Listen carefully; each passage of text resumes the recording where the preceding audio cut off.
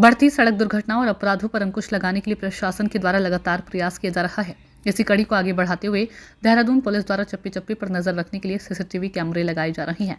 वहीं जिलाधिकारी सविन बंसल ने आज कोतवाली में जगह जगह लगे सीसीटीवी कैमरे के निरीक्षण के लिए एक निरीक्षण कक्ष का फीता काटकर उद्घाटन भी किया। वहीं एसएसपी अजय सिंह ने इस मौके पर कहा कि शहर में बढ़ते अपराध और दुर्घटनाओं पर अंकुश लगाने के लिए ये प्रयास अत्यंत कारगर साबित होगा। इनिशिएटिव से अक्सर नतीजे इनकरेजिंग आते हैं। तो लगातार जॉइंट विजिट्स की गई थी, न सिर्फ पल्टन बाजार की बल्कि कई सिटी के जो चोक पॉइंट्स हैं, वल्नरेबल स्पॉट्स हैं, वहाँ पर traffic lights, cameras, loud speaker systems, road dividers और कहाँ पर चौक चौराहे नए बनने हैं, इन सभी इनिशिएटिव्स पर कार्य गतिमान है।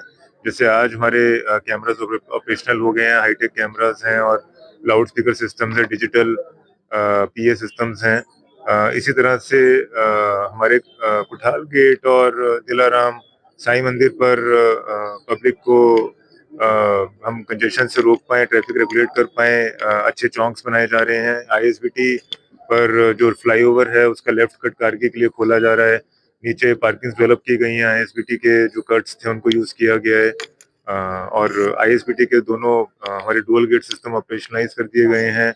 वहाँ पर जो ड्रेनेज की समस्या है, ड्रेनेज का प्लान भी हमारा पास हो गया है और ये उम्मीद है कि इस मानसून जरूर कुछ ना कुछ रिलीफ मिलेगा हमारे वाटर, जो वहाँ पर वाटर फ्लडिंग होती थी। जो हमारे पुलिस के कैमरास हैं जितने शहर में, उसको स्मार्ट सिटी के कंट्रोल रूम से इंटीग्रेट किया जा रहा है।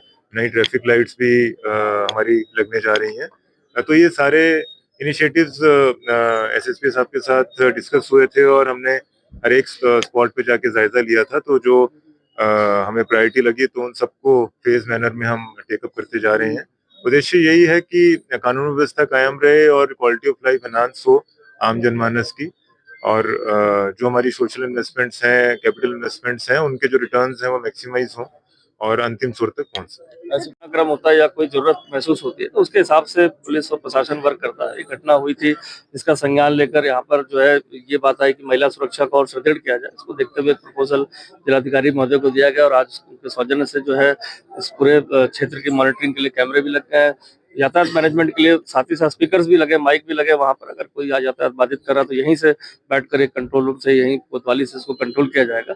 जो भी हमें जरूरतें महसूस हो रही हैं, जो आमजन को सुरक्षा की दृष्टि से ज्यादा जरूरी है, पुलिसिंग के लिए जरूरी हो, और देखा जाए यातायात व्यवस्था के लिए बहुत सारी चीजें जो इनिशिएटिव लिए जा रहे हैं।